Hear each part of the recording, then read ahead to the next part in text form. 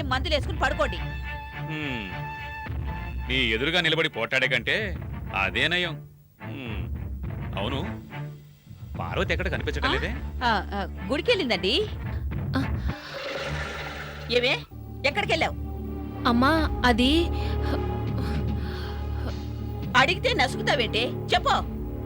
గుడికెళ్ళానమ్మా. అబద్ధం. కాదు, నిజమే. అబద్ధం నీ మాటల్లోనే కాదే, నీ మొహంలో కూడా కనిపిస్తుంది. కుమార్తో బయటకెళ్ళావు కదూ? మీ ఇద్దరి పెళ్లి విషయంలో నా వంతు సహకారం నేను మనస్ఫూర్తిగా చేస్తాను. రాజీ మీ ఇద్దరు మనసులు అర్థం చేసుకుంటుందని నేను నమ్ముతున్నాను. మా అమ్మగారు నా ఇష్టాన్ని కాదంటలేదు. అలాగే ఐశ్వర్యని కూడా చాలా ఇష్టపడుతుంది. కానీ ఆవిడికి కృష్ణకాంత్ అంకుల్ అంటేనే చాలా కోపంగా ఉంది. రేపు రాత్రి నీ డెసిషన్ నువ్వు నాకు చెప్పాలి. ఎల్లుండి నాతో రావాలి. అలా కాని పక్షంలో 3వ రోజు ఇంట్లో పెద్ద దారుణం జరగబోతుంది. అదేంటో తెలుసా? ఆదిత్యాన్ని నీ భర్త నిన్ను మెడ పట్టుకొని బయటికి లాగే గొప్ప కథ. అవి నా చేత చెప్పబడును, సాక్ష్యాలు చూపబడును. అప్పుడు నష్టం ఎవరు? నువ్వే ఆలోచించుకో అంజలి.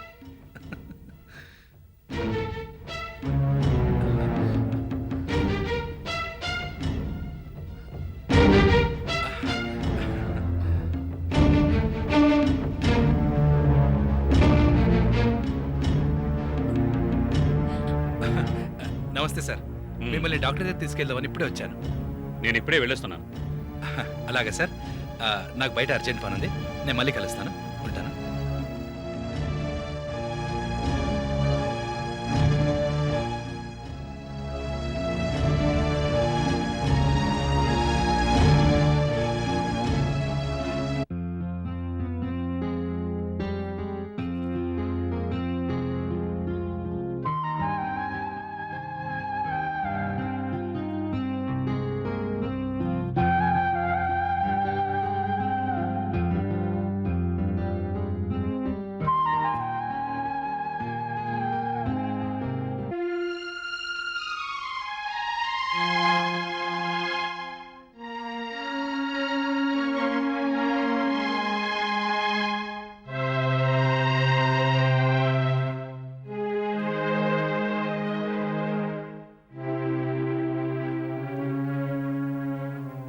ఏమ్మా, ఏమిటి ఆలోచిస్తున్నావు? అబ్బాయి ఇంకా రాలేదా? రాలేదత్తమ్మా. ఆయన కోసం ఎదురు చూస్తున్నాను. భోంచేసావా? ఇంకా లేదత్తమ్మా. తను వచ్చాక ఇద్దరం కలిసి భోంచేద్దామని. నీకేమైనా వెర్రా కొర్రా? వాడెప్పుడొస్తాడో తెలియదు. వాడి కోసం ఎదురు చూడడం ఎందుకు? భోంచేసి పడుకోక. అలా అని కాదు. ఇదిగో, ఇలా అయితే నీ ఆరోగ్యం పాడైపోతుంది తెలుసా? సరే అత్తమ్మా, ఇంకో 5 నిమిషాలు చూసి అప్పటికీ రాకపోతే నేను భోంచేసి పడుకుంటాను. అప్పుడొచ్చి తలుపు కొడతారు కదా, నేను చచ్చినా తలుపు తీయను. ఇదిగో, నువ్వు ఆ పని మాత్రం చేయమాకు. వాడు కోపంతో బయట చిందులు తొక్కుతాడు. అలాగేలే అత్తమ్మా. అయినా ఇంత రాత్రైనా వాడెందుకు రాలేదో ఏమో. ఎవరి గురించి? నా గురించి. ఎక్కడికెళ్ళావు? ఈ పిచ్చిదేమో నీ కోసం చూసి చూసి తిండి తిప్ప లేకుండా కూర్చుంది. ఏం కీర్తన, నిజమా? చూడు, నాకు ఎన్నో పనులుంటాయి. ఒక్కోసారి తప్పదు కదా. ఈరోజు ఆఫీస్లో వర్క్లోడ్ చాలా ఎక్కువగా ఉంది. రేపు ఢిల్లీ నుంచి మా ఎండి వస్తున్నారు. రికార్డ్స్ అన్ని అప్ టు డేట్ చేసేసరికి ఇంత టైం పట్టింది. అవును, నీకు ఆఫీస్ నుంచి ఒక్క ఫోన్ చేసుంటే బాగుండేది. నిజమే కదా, ఆ పని చేస్తుంటే నాకు ఈ టెన్షన్ ఉండేది కాదు. కీర్తన, మొన్న కుమార్ చేసిన గొడవకి భయపడుతున్నావు కదూ? అవునండి, వాడసలే దుర్మార్గుడు. ఎదుటి మనిషికి ఎప్పుడూ కీడు చేయాలనే చూస్తుంటాడు. అలాంటి వాళ్ళని అలాగే వదిలేస్తే ఇంకా ప్రమాదం. అందుకే వాడికో లెసన్ చెప్పి తీరాలి. కానీ అంజలికి ఎలాంటి ఆపద రాకుండా చూడాలి. వాడి బారి నుంచి మనం అంజలిని కాపాడాలి. వాడి పాపం పండే రోజు దగ్గర పడింది. వాడు రూమ్ ఎక్కడో ఈ రోజే తెలుసుకోగలిగాను. ఎవరో అమ్మాయితో మాట్లాడుతూ కనిపించాడు. ఆరాధిద్దాం అనుకున్నాను, కానీ కొద్దిలో తప్పించుకుంది. అయితే వాడి పాత పద్ధతులు ఇంకా మార్చుకోలేదన్నమాట. ఇది ఒకందుకు మంచిదేలేండి. ఈసారి తప్పకుండా దొరికి తీరుతాడు. మరిప్పుడేం చేద్దాం అనుకుంటున్నారు? వాణ్ణి బాగా అబ్జర్వ్ చేసి రెడ్ హ్యాండెడ్ గా పట్టుకుని ఆదిత్య ముందుంచుతాను. ఆదిత్య గారు వాణ్ణి అసహించుకుంటే అంతే చాలు. అదే ప్రయత్నంలో ఉంటాను. ఇదిగో, ఆ విషయాలన్నీ తర్వాత మాట్లాడుకుందరు గాని. అబ్బాయ్, నువ్వు ముందెళ్ళి కాళ్ళు చేతులు కడుక్కుండ్రా. భోజనాలు కానిద్దురు గాని. ఇప్పటికే బోల్డ్ ఆలస్యమైంది. అలాగే అలాగే. కీర్తన, పద, మళ్ళీ నీకు నీరసం వస్తుందేమో. ఏమిటో వీళ్ళ తాపత్రయం. పగలు రాత్రి ఆ అంజలిని ఎలా కాపాడుకోవాలా అనే తాపత్రయం తప్ప మరోటి లేదు కదా.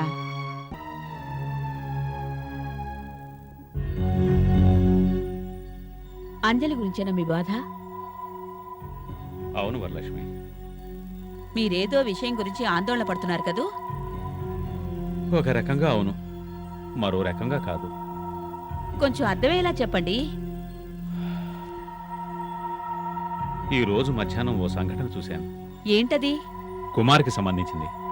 నాకెందుకో అతని మీద సరైన అభిప్రాయం ఏర్పడలేదు. అదేంటి? అసలేం జరిగింది?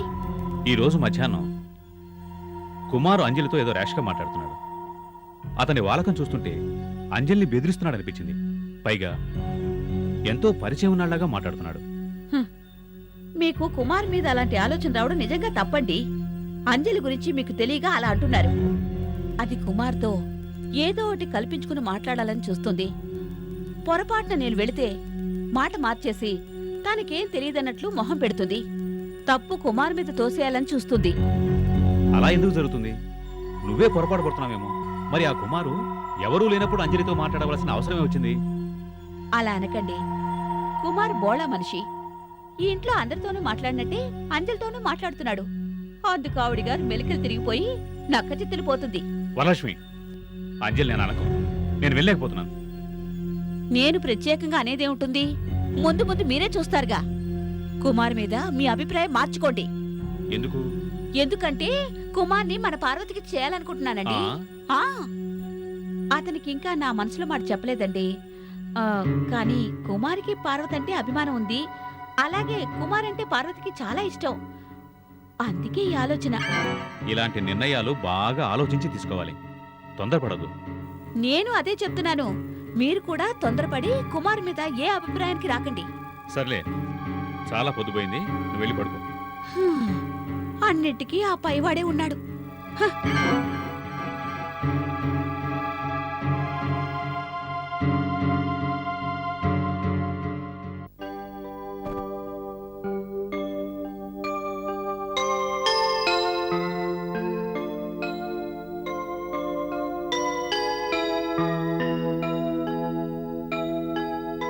నమస్కారం. నువ్వా బాబు? లేవద్దమ్మా, కూర్చో. కూర్చోమ్మా. బాగున్నారా అత్తయ్య గారు? బానే ఉన్నాను బాబు. బావగారు అక్కెలా ఉంది? బానే ఉందిలే. క్లబ్బులు షికారులు అంటూ క్షణం తీరిగ్గా ఇంట్లో కూర్చోదు కదా. మీ అక్క గురించి నీకు తెలియదే ఉందమ్మా. అవును, కాళ్లకు చక్రాలు కట్టుకొని తిరుగుతుంది. పిల్లల్ని పట్టించుకోదు కదా. సిద్ధు ఐశ్వర్య కాలేజ్కి వెళ్తున్నారా బావగారు? నా అదృష్టం ఏంటంటే వాళ్ళిద్దరూ మా గొడవ పట్టించుకోకుండా చదువుకోగలటం. ఈ మధ్య పిల్లలిద్దరూ ఇటు రావడమే మానేశారు. ఎగ్జామ్స్ అనుకుంటా అత్తయ్య, అందుకే రావట్లేదేమో. ఆ మాటకొస్తే నాకే సరిగ్గా కనిపించడం లేదు. ఆ గదుల్లో కూర్చుని హోరాహోరీగా చదువుతున్నారు. బుద్ధిమంతులు. అది సరే గాని చంద్ర ఎక్కడా? లోపల గదిలో ఏదో ఆఫీస్ వర్క్ చేసుకుంటున్నారు. వాడితో అర్జెంట్ పని ఉండి వచ్చానమ్మా. ఒకసారి పిలవ్వా? అలాగే. ఏమండి ఏమండి, బావగారు వచ్చారండి. వస్తున్నాను. అన్నయ్య, ఎంతసేపు అయింది వచ్చి? ఇప్పుడే రా, కూర్చో.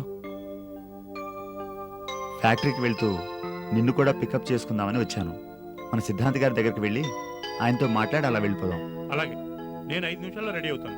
అవును, నువ్వు బయలుదేరే ముందే నాకు ఫోన్ చేసి ఉంటే ఈ పాటికే రెడీ అయ్యేవాడిని కదా. ఇప్పుడైనా ఏమైంది? ఏం లేదు, అనవసరంగా నీ టైం ఎందుకు వేస్ట్ చేయడం అని. టైం వేస్ట్ ఏముందిరా, నేను ఈలోగా విజయ్తో మాట్లాడుతూ ఉంటాను. సరే. నువ్వు వెళ్ళరా. ఇప్పుడే వస్తాను. విజయ, ఇప్పుడు నీకు ఎలా ఉందమ్మా? అలాగే ఉంది, నీరసంగా నిస్తూగా. చూడు విజయ, నువ్వు అజాగ్రత్తగా ఉండటం మంచిది కాదమ్మా. నీ గురించి కాకపోయినా నీ కడుపులో ఉన్న బిడ్డ కోసమైనా జాగ్రత్తగా తినాలి. మంచి క్యాలరీ ఫుడ్ మెయింటైన్ చేయాలి. అలాగేనండి. బాగా చెప్పావు అన్నయ్య. నా మాట విందు, వాళ్ళ అమ్మగారి మాట విందు. చచ్చిపోతున్నాం ఈవిడ గారితో. అదేంటి మాటలు రివర్స్ చెప్పారు? మీతో వేగలేక నాకు కదా నీరసం వస్తోంది. పోనీలే, ఎవరికో ఒకరికి నీరసం వచ్చింది. సరేనా? బాగుందిరా మీ గొడవ. అమ్మా విజయ, నీకెవరి మాట వినాలని లేకపోతే వినకు. నీ ఇష్ట ప్రకారమే ఉండు. కానీ ఏదో ఒకటి తినడానికి ప్రయత్నించు. సరే బాగారు. అన్నట్లు మీతో విషయం మాట్లాడదాం అనుకుని మర్చిపోయాను. అబ్బా విజయ, ఇప్పుడు అవన్నీ ఎందుకు? మీరు మాట్లాడకండి, నన్ను చెప్పనివ్వండి. అది కాదు విజయ. చంద్ర, నువ్వు ఆగు. విజయ, నువ్వు చెప్పమ్మా. అది కాదన్నయ్య. చంద్ర ప్లీజ్. బావగారు, ఈ ఇల్లు ఎవరి పేరు మీద ఉంది? మీ పేరు మీద ఉందమ్మా. మరి మీకు తాకట్టు పెట్టాల్సిన అవసరం ఏమొచ్చింది? ఈ ఇల్లు తాకట్టు పెట్టడం ఏంటమ్మా? నీకెవరు చెప్పారు? బ్యాంక్ వాళ్ళు వచ్చి చెక్ చేసుకొని వెళ్ళారు. బ్యాంక్ వాళ్ళా? ఓ మనవాళ్లేనమ్మా. చంద్ర, అప్పుడు కొన్ని ట్యాక్స్ ప్రాబ్లమ్స్ వచ్చి లోన్కి అప్లై చేశాం కదా. అవును. మరి అదే ఈ ప్రాపర్టీస్ అన్ని సెక్యూరిటీగా చూపించాం. మన ఆడిటర్ పొరపాటున ఈ ఇల్లు కూడా ఆ లిస్టులో చేర్చాడు. ఒక్క నిమిషం.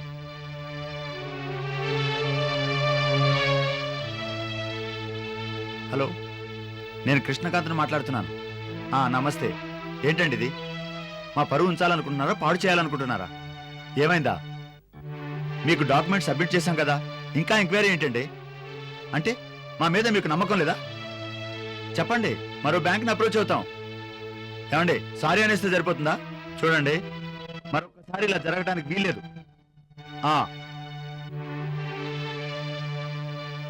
చూడమ్మా, నేను ఏది చేసినా మన మంచిగా చేస్తాను. మీరంతా నన్ను నమ్మాలి. చంద్ర, వెళ్దామా? అదన్నయ్య. వస్తానమ్మా, వస్తానండి. అలాగే బాబు.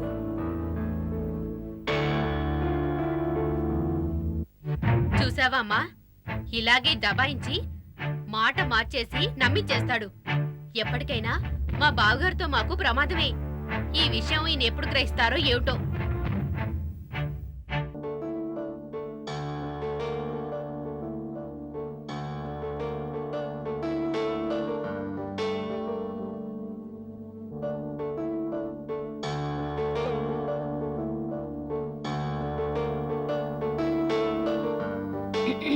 Sir, coffee. Thank you.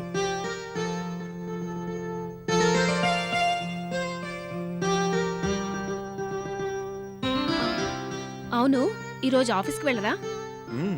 వెళ్తాను. ఇంకా స్నానం కూడా చేయకుండా ఇలా పేపర్ కంఠస్థం పడుతూ కూర్చున్నారు. ఈ రోజు కొంచెం లేటుగా వెళ్తాను. 11:30కి మినిస్టర్ గారితో మీటింగ్ ఉంది. అది ఫినిష్ చేసేసరికి 2 అవుతుంది. అందుకే కరెక్ట్గా 10:30కి భోజనం చేసి వెళ్ళిపోతాను. సరే, ఆ మాటైనా నాకు చెప్పాలి కదా. ఎందుకు చెప్పడం? వంట చేయొద్దా సార్? ఎలాగూ నాన్నగారికి ఆ టైంకే ప్రిపేర్ చేస్తావు కదా. ఆయనకి చేసే ప్రిపరేషన్స్ వేరే. మీకు కనీసం ఒక కర్రీ అయినా చేసి పెట్టాలి కదా. సరే సరే, నేను వెళ్ళి వంట చేసుకుంటాను. ఇదిగో, హడావుడి పడకు, నిదానంగా చెయ్యి. అలాగే.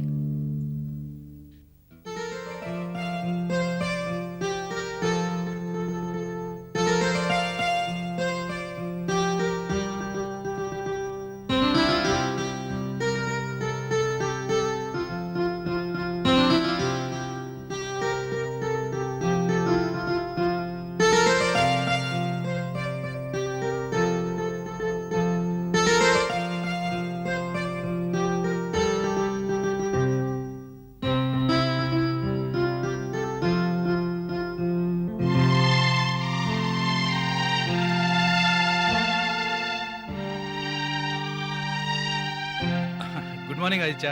ఓ కుమార్, దాదా కూర్చో కూర్చో. అంజలి, ఓ మంచి కాఫీ పట్రా. తెస్తున్నానండి. వద్దులే, అనవసరంగా ఆవిడకి ఎందుకు క్షమ. ఇందులో ఇబ్బంది ఉంది. చెప్పు, ఏంటి విశేషాలు? విశేషాలు అంటే ఏం లేవు, కానీ ఓ చిన్న సాడ్ న్యూస్. సాడ్ న్యూసా? ఏంటది? మనకు కొంతకాలం వియోగం తప్పదు. అంటే? నాకు ఇక్కడ ట్రస్ట్ ఏర్పాటు చేయడానికి కొంత టైం పట్టేటట్టుంది. ఈలోగా హైదరాబాద్లో ఓ వెంచర్ చేసి ఇక్కడ మొదలు పెడదామని వచ్చాను. అవునా? ఇక్కడ డిలే కారణం ఏమిటి? ప్లాన్ అప్రూవల్ అయిపోయింది, కానీ కరెంట్ లాంటివి ఇంకా అలాట్ కాలేదు. అన్నీ ఉంటేనే కానీ వెంచర్ స్టార్ట్ చేయదలుచుకోలేదు. అన్ని రోజుల క్యాపిటల్ బ్లాక్ అయిపోతుంది. అందుకే ఈ ఇన్వెస్ట్మెంట్ని ఇంకోలా డైవర్ట్ చేద్దాం అనుకుంటున్నాను. అయ్యో, కొన్నాళ్ళు ఓ మంచి మిత్రుడికి దూరంగా ఉండాల్సి వస్తుందన్నమాట. అంజలి, విన్నావా? కుమార్ మళ్ళీ హైదరాబాద్ వెళ్ళిపోతున్నాడు. అవునండి, ఓ 2 రోజులు వెళ్ళాలనుకుంటున్నాను. మీరు అనుమతిస్తే. మీరు వెళ్ళడానికి మా అందరి అనుమతి దేనికండి?